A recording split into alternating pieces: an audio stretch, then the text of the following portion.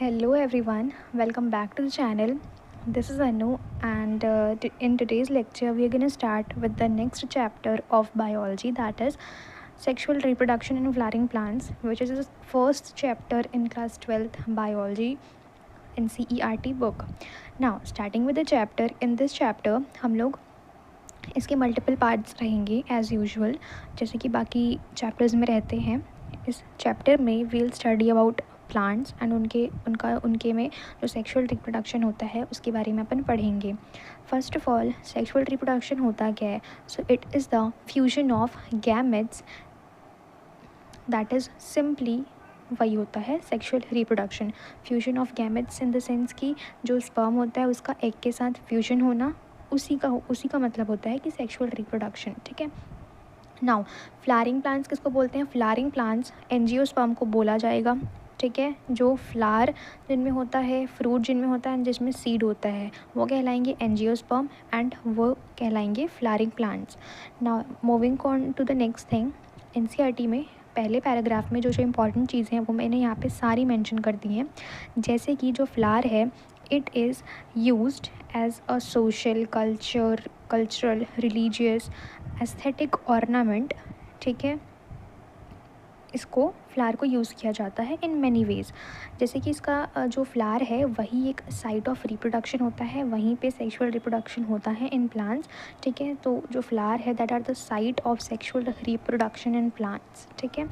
अब देखते हैं जो फॉर्टिकल्चर होता है. फॉर्टिकल्चर किस चीज़ को बोलते हैं? फॉर्टिकल्चर यूज़ हुआ है एनसीईआरटी में वर्ड, तो इसका कन्फ्यूजन मत करना इस चीज़ में. फॉर्टिकल्चर का सिंपली मतलब होता है प्लांट्स का कल्टिवेशन करना for their flower and their ornamentation. मतलब उनके फ्लावर को कंज्यूम करने के लिए, उनको डिफरेंट तरीके से यूज़ करने के लिए जो प्लांट्स हैं उनका कल्टिवेशन करना, यही कहलाएगा फॉर्टिकल्चर.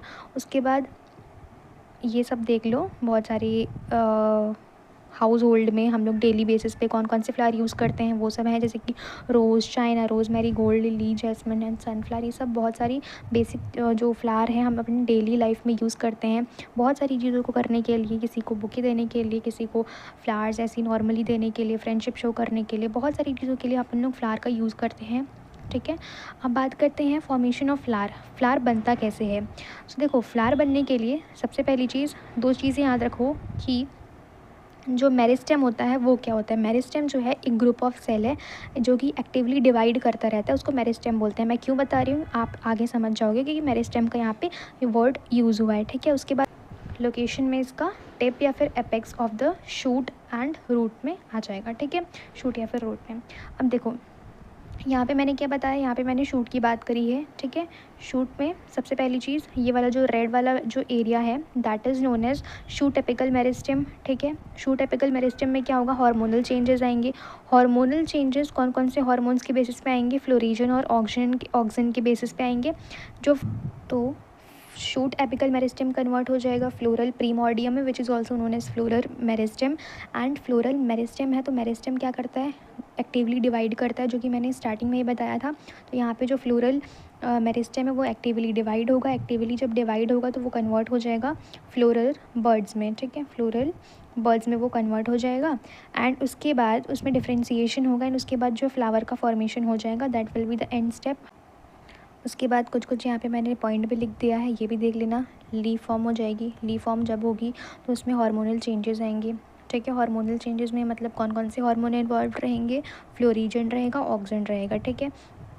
उसके बाद वो जो शूट एपिकल मेरिस्टेम है वो कन्वर्ट होगा फ्लोरल मेरिस्टेम में. फ्लोरल मेरिस्टेम कन्वर्ट होगा फ्लोरल बर्ड में. उसके बाद फॉर्मेशन हो जाएगा सिंपली फ्लावर का. एंड जो फ्लावर होते हैं they are the morphological and embryological marvel. Morphological मतलब जो एक्सटर्नल अपीयरेंस से है एंड एम्ब्रियोलॉजिकल मतलब जो गैमेट फॉर्मेशन में हेल्प करते हैं, जो जिनमें गैमेट फॉर्मेशन होता है, सिंपली मतलब वो है. ठीक है. उसके बाद बात करते हैं स्ट्रक्चर ऑफ फ्लावर की. स्ट्रक्चर ऑफ फ्लावर बहुत इंपॉर्टेंट है. बोर्ड्स में डायरेक्टली इसका क्वेश्चन आ सकता है कि ड्रॉ करो स्ट्रक्चर ऑफ फ्लावर. ठीक है. सबसे पहली चीज़ बहुत ईजी है, तुम लोग इसको बचपन से देखते आ रहे होगे. ठीक है. सबसे पहला ये वाला जो पार्ट है that will be the pistol या फिर कार्पल, जिसके 3 पार्ट्स होते हैं, stigma, style and ovary. This will be the petal and this will be ये जो स्वेलन पार्ट होता है ये थैलेमस कहलाता है. स्वेलन पोर्शन ऑफ पेडिसल जिसको रिसेप्टिकल बोलते हैं. And this will be the pedicel. ठीक है. उसके बाद ये वाला है सेपल, उसके बाद ये वाला जो है ये कहलाएगा पेटल, जो कि ब्राइटली कलर्ड होता है, ठीक है। एंड ये वाला जो है ये स्टैमिन है। Stamen consist of two things, anther and filament, ठीक है, जो कि मैं आपको आगे बताऊंगी अच्छे से। अब देख लेते हैं रोल्स। ये सब जो है ना, ये रोल्स है, रोल्स इन द सेंस की कलेक्शन। तो ये वाला जो है सबसे पहला रोल कहला कौन सा आएगा, कैलेक्स आएगा, ठीक है। Calyx will be the first whorl, या फिर बोल सकते हो कि group, and it is the collection of sepals. Corolla में जो है ये it is the second whorl, it is the collection of petals. Androecium will be the third whorl, जिसमें कलेक्शन ऑफ स्टैमिन आएगा, which is the male reproductive structure, and इसी में male gamete present होता है। Gynoecium will be the fourth role, which is the collection of pistil, and ये female reproductive part है। And अब देख लो, they are the modified leaf floral appendages उसको बोलते हैं, ठीक है। ये सारी जो है ना ऊपर जितना भी मैंने बताया ये सब क्या है, मॉडिफाइड लीफ है, जिसको अपन लोग फ्लोरल अपेंडेजेस भी बोलते हैं।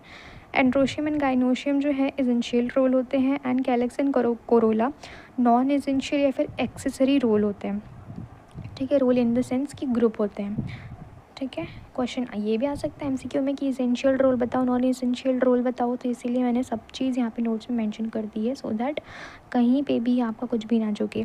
उसके बाद बात करते हैं स्टैमिन की। स्टैमिन में पहले ही बताया था मैंने, दो चीज़ें आएंगी, एक होता है एंथर, एक होता है फिलामेंट।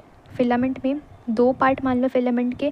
अब देखो कोई भी चीज़ ऐसे स्टिक के फॉर्म में है, ठीक है, तो इस स्टिक में अब दो पार्ट होंगे, एक ये वाला पार्ट होगा और एक ये वाला पार्ट होगा। तो जो पार्ट हमारे एंथर से जुड़ा होता है, यानी कि यहाँ पे जो है एंथर से, मान लो फिर से बना देती हूँ मैं, मतलब मान लो ये वाला जो पार्ट है ये अपना ये वाला ये है फिलामेंट, ठीक है।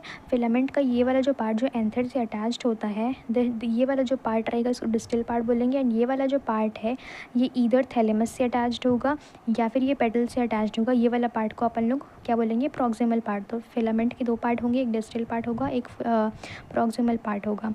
उसके बाद देख लेते हैं कि जो एंथर है इट विल बी बाइलोब्ड, ठीक है, and it will be present in the terminal.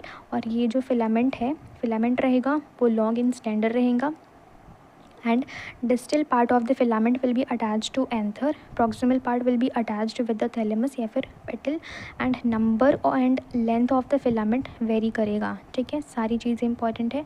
उसके बाद बात करते हैं एंथर की।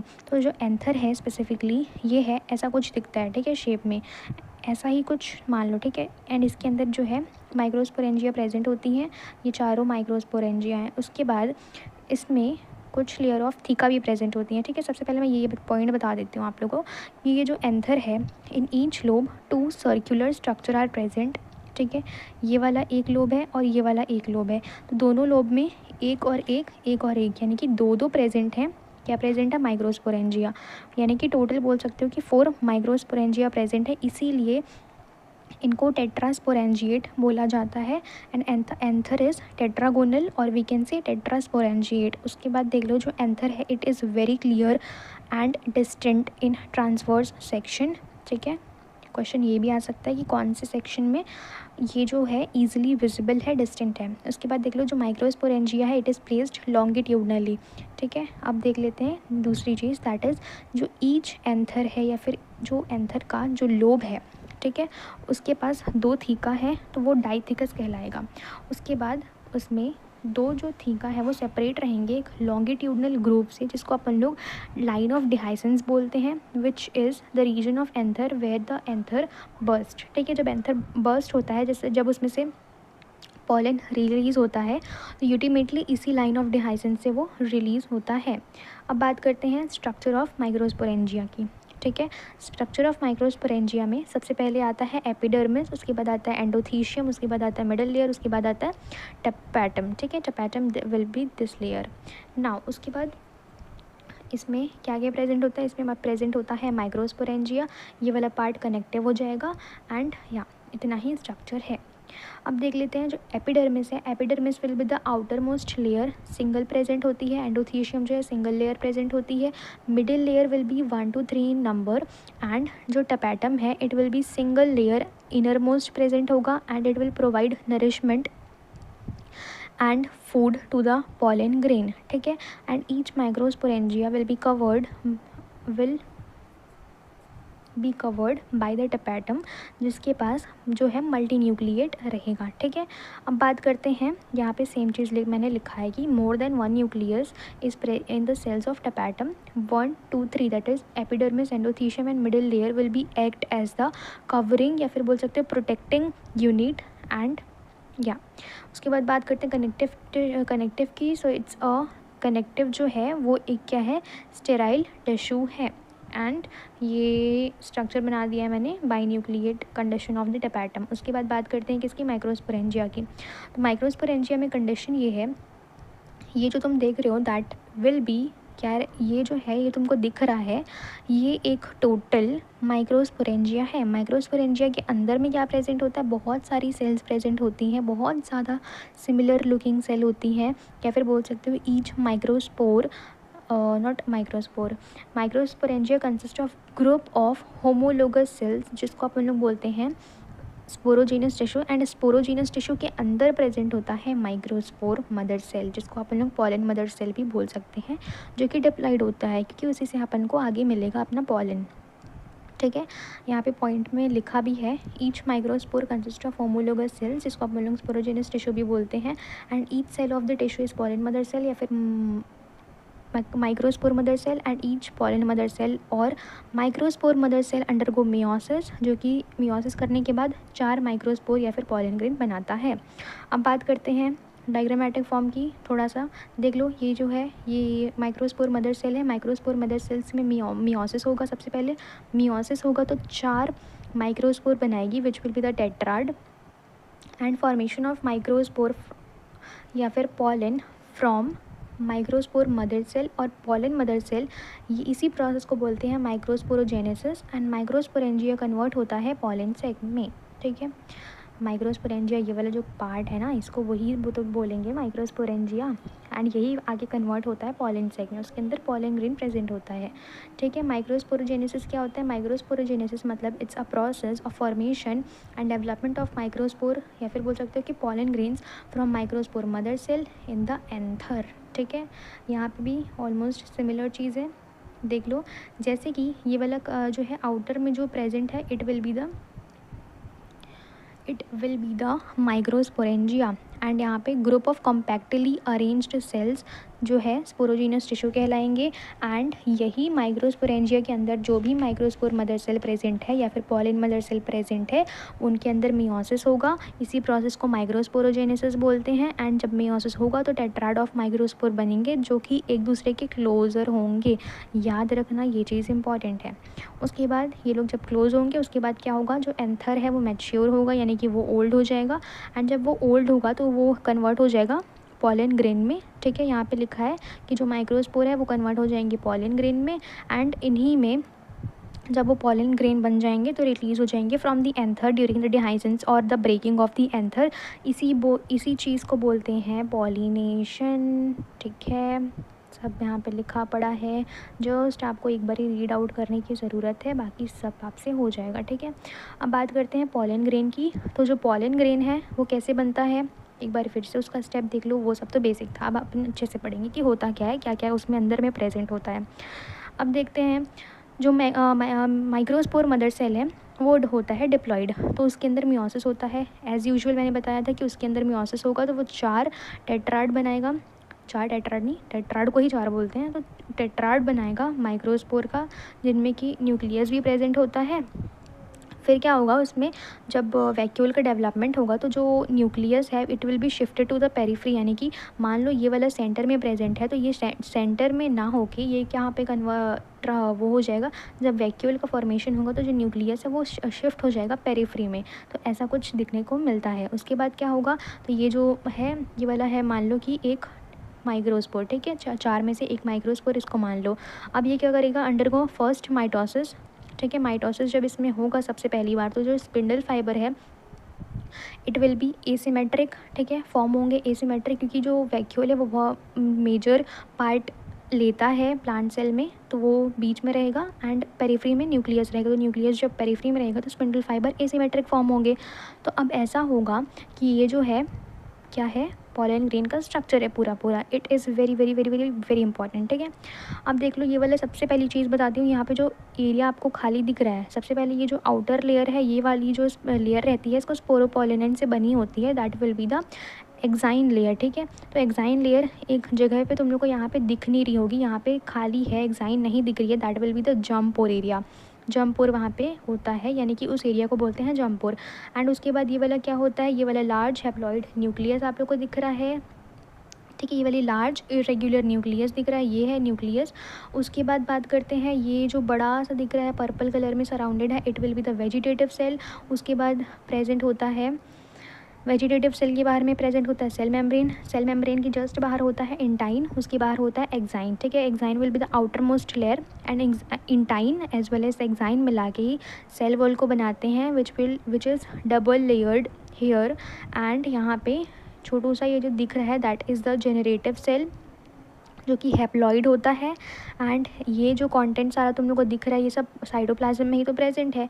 एंड ये वाला जो पार्ट है न्यूक्लियस कहलाएगा, इसका एक इसका न्यूक्लियस कहलाएगा, ये होगा तुम्हारा जनरेटिव सेल का न्यूक्लियस, जो कि स्मॉल होगा, फ्लोटिंग होगा इन द साइटोप्लाज्म, ठीक है। अब बात करते हैं size of the pollen grain, that is 20 to 25 micrometre in size. अब देख लो कंपैरिजन करते हैं माइक्रोस्पोर और पॉलन ग्रेन में and in between the vegetative and generative cell में। तो सबसे पहली बात कर लेते हैं वेजिटेटिव और जनरेटिव सेल में। तो वेजिटेटिव सेल जो है उसके पास लार्ज इरेगुलर न्यूक्लियस होता है एंड जनरेटिव सेल के पास स्मॉल स्पिंडल शेप न्यूक्लियस होता है, जो कि फ्लोट कर रहा होता है साइटोप्लाज्म के। जो वेजिटेटिव है उसके वेजिटेटिव सेल के साइटोप्लाज्म में फ्लोट कर रहा होता है जनरेटिव सेल का न्यूक्लियस। एंड उसके बाद वेजिटेटिव सेल जो है it stores abundant food material. Vegetative cell haploid होता है and the generative cell is also haploid. उसके बाद बात करते हैं माइक्रोस्पोर में और पॉलन ग्रेन में डिफरेंस, ठीक है। जो माइक्रोस्पोर होता है इसमें एक्साइन एब्सेंट होती है, पॉलन ग्रेन में exine is present and microspore is haploid, pollen grain is haploid. Microspore is uninucleated, pollen grain is two-celled stage, and microspore is formed in the microsporangia, but in case of pollen grain it has two cell stage होता है इसमें। सबसे पहली चीज़ तो ये vegetative cell होता है इसमें और जनरेटिव सेल होता है। एंड ये फॉर्म कहाँ होता है, ये प्रेजेंट कहाँ होता है, ये पॉलन सैक में प्रेजेंट होता है। एंड जो माइक्रोस्पोर है इट इज़ सिंगल लेयर, ठीक है। Next now if I talk about the difference in between intine and exine, ठीक है। एक्साइन जो है it will outer discontinuous layer and at the some place it is absent, जिसको अपन लोग jumper बोलते हैं, जो कि जहाँ से पॉलन ट्यूब अराइज होता है। एंड एंटाइन में ऐसा कुछ भी नहीं होता, वो पूरा कंटिन्यूस लेयर होता है जो कि inner to the exine present होता है। एंड फॉर्मेशन किस चीज़ से होता है एक्साइन का, तो exine is formed by the sporopollenin, जो कि एक ऑर्गेनिक मटेरियल होता है। And एंटाइन will be made up of pectin and cellulose, ठीक है। उसके बाद बात करते हैं एंटाइन के बारे में ज़्यादा चीज़ें नहीं दी गई है, एक्साइन के बारे में मोस्ट ऑफ द चीज़ें हैं। जैसे कि जो एक्साइन है it is not degraded by strong acid, temperature, alkali and enzymes. It is non biodegradable and it has hard thick also protect the pollen grain during the unfavourable grain जो है preserve होता है as fossil due to exine, ठीक है। आगे बताऊंगी कि जो पॉलन ग्रेन है वो उसको आप लोग प्रिजर्व करके रख सकते हैं, तो वो किसके चलते होता है, वो सिर्फ और सिर्फ एक्साइन के चलते होता है, क्योंकि उसके पास इतना वो जो नॉन बायोडिग्रेडेबल प्रॉपर्टी होती है कि किसी चीज़ से वो डिग्रेड नहीं हो पाता है, उसके पास एकदम हार्ड थिक कवरिंग होती है। इन्हीं सब के चलते वो क्या होता है, प्रिजर्व किया जा सकता है एज अ फॉसिल, ठीक है। एंड उसका जो पैटर्न है, डिज़ाइन है, वो बहुत फैसिनेटिंग है। उसके बाद बात करते हैं कि जो पॉलन ग्रेन है, number, colour, shape, pattern of pollen very in different plants. उसके बाद जो पॉलन ग्रेन है it represents the male gametophyte because it forms the male gamete, ठीक है। ये सब इंपॉर्टेंट था।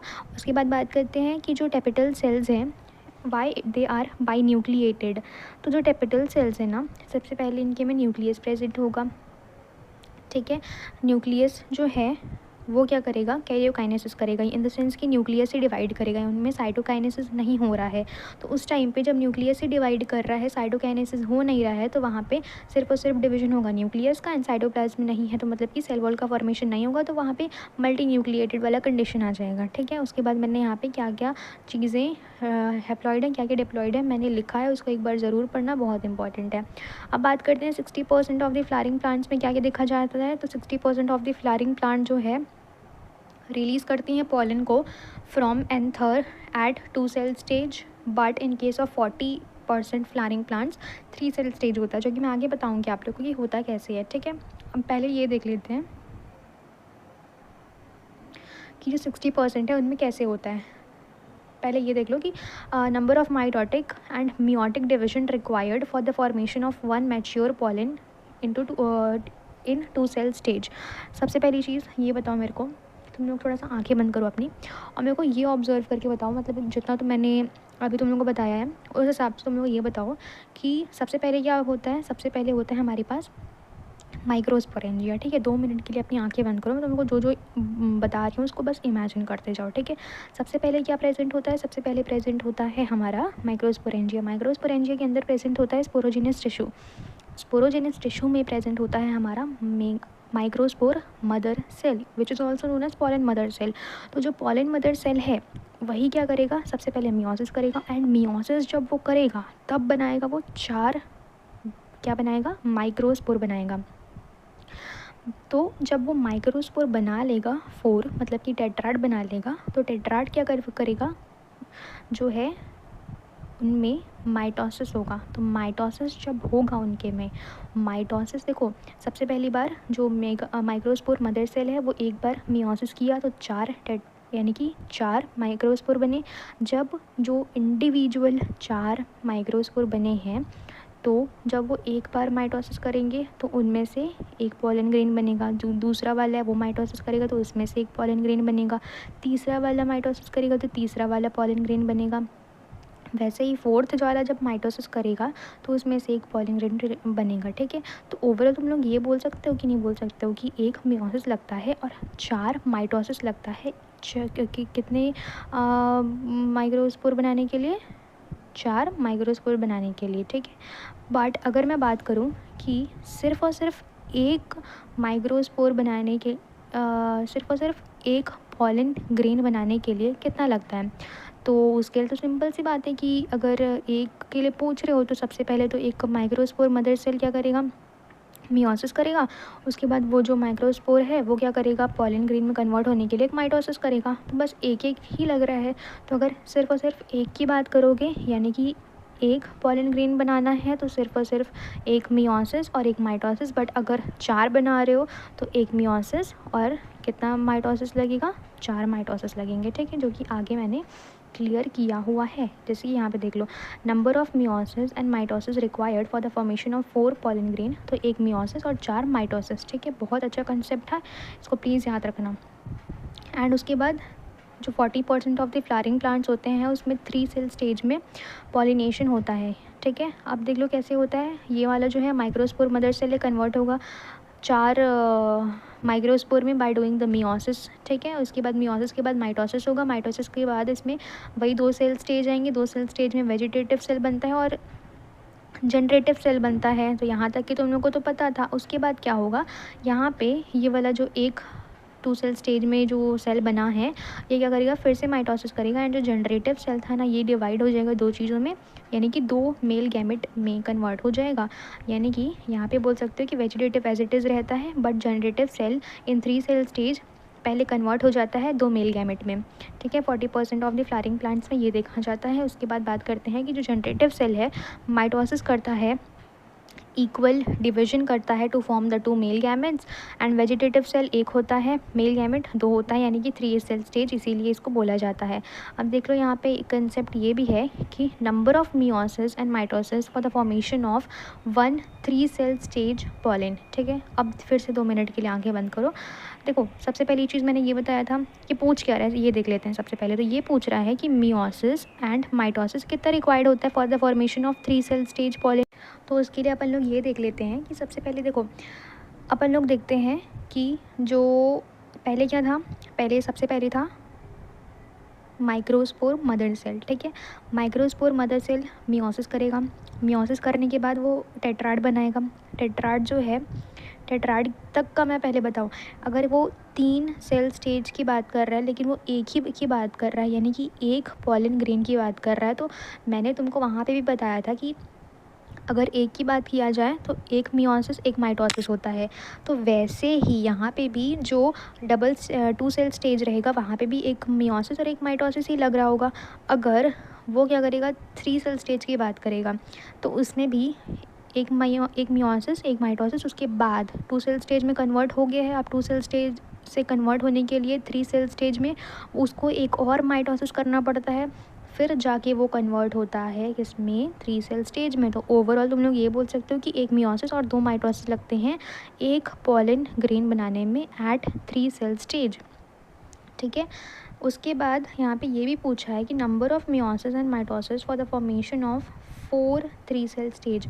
मैंने तुमको एक के लिए बताया था, एक के लिए क्या होता है, सबसे पहले माइक्रोस्पोर मदर सेल होता है, मियोसिस करता है, ठीक है। मियोसिस के बाद 4 बनाएगा। अब 4 जब वो बना लेगा तो ये वाला एक मियोसिस करेगा, ये सॉरी माइटोसिस करेगा, ये एक माइटोसिस करेगा, ये एक माइटोसिस करेगा, ये एक माइटोसिस करेगा। तो ये लोग क्या करेंगे, 2 सेल स्टेज बना लेंगे, ठीक है। एक जनरेटिव सेल होगा, एक वेजिटेटिव सेल होगा, same goes with the all of these. उसके बाद क्या होगा, ये वाला फिर से क्या करेगा, माइटोसिस करेगा, फिर से ये लोग क्या करेंगे, एक वेजिटेटिव सेल होगा और 2 मेल गैमेट्स होंगे। वैसे ही इन सब के साथ भी होगा। तुम लोग ये देख रहे हो कि ना कि मियोसिस तो सिर्फ एक ही लग रहा है, मियोसिस लगने के लिए सिर्फ एक लग रहा है। ये कितने की बात किया है, 4 की बात किया है, ठीक है। 4 3 सेल्ड पॉलिन ग्रेन के लिए कितने मियोसिस कितने माइटोसिस लगेंगे ये पूछ रहा है। तो यहाँ पे मियोसिस तो एक ही लग रहा है, but in case of mitosis, तो माइटोसिस कितना लग रहा है, यहाँ पे 1 2 3 4 5 6 7 8, यहाँ पे बोल सकते हो कि टोटल हम लोग को लग रहा है एक मियोसिस और एक 8 माइटोसिस, ठीक है। बहुत अच्छे से मैंने एक्सप्लेन करने की कोशिश की है, होप सो आपको ये समझ में आया होगा। Moving on to the next topic that is pollen allergy, ठीक है। पॉलन एलर्जी में होता ये है कि जो पॉलन ग्रेन्स होते हैं of many plant cause allergy and it leads to chronic respiratory disorder जैसे कि अस्थमा एंड ब्रोंकाइटिस, ठीक है। एंड एक होता है parthenium which is known as the carrot grass. जो पार्थेनियम होता है उसका कॉमन नाम होता है कैरोट ग्रास, एंड ये एक एक्जॉटिक स्पीशीज़ है और we can say alien species है जो कि इंडिया में आई with through the help of wheat में वो आ गई, ठीक है, वीट की मदद से। एंड जब वो वीट की मदद से आई तो वो क्या करी, पूरे इंडिया भर में फैल गई। तो जब वो फैली तो उसको, उस फैलने को यूबिक्यूटिस बोलते हैं, यानी कि जो हर जगह पाया जाता है उसको यूबिक्यूटिस बोलते हैं, यानी that is means the thing that is founded everywhere, that is known as ubiquitous. तो जो पार्थेनम है it is ubiquitous and it causes allergy. उसके बाद बात करते हैं पॉलन फूड की। तो जो पॉलन है it is rich in nutrient and used as a food supplement that is available in market and form of syrup and tablets in the western countries, ठीक है। एंड जो पॉलन है it increases the performance of athletes and race horses, इसीलिए इसको consume किया जाता है through them, यानी कि एथलीट्स के द्वारा। उसके बाद बात करते हैं पॉलन वायबिलिटी की। तो जो पॉलन वायबिलिटी होता है इसका मतलब ये होता है कि the time period to which pollen retain the ability to germinate on stigma. इसका मतलब ये होता है कि हर एक पॉलन का एक टाइम पीरियड होता है, जिस टाइम पीरियड में ही अगर वो लैंड करेगा स्टिग्मा में तभी वो जर्मिनेट कर पाएगा। तो वैसे ही यहाँ पे एक पर्टिकुलर टाइम पीरियड के लिए, जैसे कि मान लो कि जो सीरियल्स हैं यानी कि वीट एंड राइस है, इसमें 30 मिनट का होता है टाइम पीरियड, यानी कि अगर वो 30 मिनट के अंदर अंदर अगर जो पॉलन है वो स्टिग्मा पे लैंड नहीं किया तो उनकी जो पॉलन वाइबिलिटी है वो ख़त्म हो जाएगी, यानी कि वो जर्मिनेट नहीं कर पाएंगे, चाहे लैंड करें कि ना करें वो नहीं कर पाएंगे, ठीक है। जैसे कि हो जाएगा रोजेसी सोलेनेसी एंड लेग्यूमिनेसी की फैमिली में कुछ मंथ तक यानी कि कुछ महीनों तक उनके में वाइबिलिटी रहती है और वेरी करता है डिफरेंट प्लांट में, ठीक है। तो पॉलन वायबिलिटी ओवरऑल ये होता है कि the ability of the plant of the pollen grain to germinate on stigma, ठीक है, टाइम पीरियड में होता है and it depends upon the temperature and humidity. उसके बाद बात करते हैं पॉलन बैंक की, ठीक है। जो पॉलन बैंक होता है वो it is similar to seed bank, ठीक है। जो पॉलन ग्रेन होता है वो सिमिलर मान लो कि सीड बैंक के तरीके से ही होता है। इसमें जो पॉलन है वो स्टोर किए रहते हैं at low temperature, that is approximately -196 degree Celsius. And ये टेम्परेचर इंपॉर्टेंट है क्योंकि एनसीईआरटी में दिया है, ठीक है। 196 डिग्री सेल्सियस में लिक्विड नाइट्रोजन में स्टोर करके रखा जाता है, that is known as cryo preservation, ठीक है। उसके बाद ये जो पॉलन है used in crop breeding programme. That's it for days video. हमने आज बहुत सारी चीज़ें पढ़ी हैं of the chapter called sexual reproduction in flowering plants, and I hope so आपको सब चीज़ समझ में आई होगी। एंड इफ़ नॉट, कोई भी चीज़ अगर आपको सही नहीं लगती है, कोई भी चीज़ आपको डाउट है, so please do let me know in the comments. That's it for today's video. Thank you so much for watching. Bye, see you in the next one.